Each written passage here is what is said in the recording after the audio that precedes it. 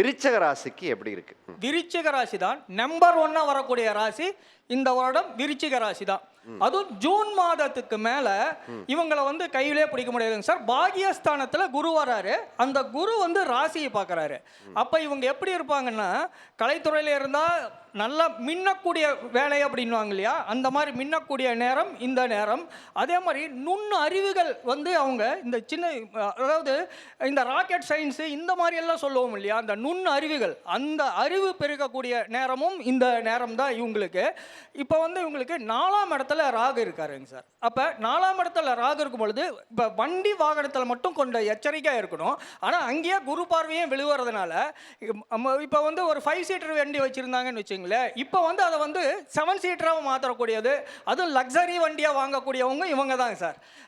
இவங்க வந்து இப்போ வந்து தாயாரோட உடல்நிலையில் மட்டும் கொஞ்சம் வந்து ஜாக்கிரதையாக பார்த்துக்கணும். அதே மாதிரி தாயாரோட உடல்நிலை, ஆமாம், அம்மாவோட உடல்நிலையில் வந்து கொஞ்சம் ஜாக்கிரதையாக பார்த்துக்கணும். அதே மாதிரி இவங்களும் வண்டி வாகனத்தில் போகிறது, அந்த சொல்லுவாங்க இல்லையா, மித வேகம் மிக கவனம் அப்படின்னு சொல்லுவோம் இல்லையா, அதை வந்து இவங்க வந்து மெயின்டைன் பண்ணுறது ரொம்ப நல்லது.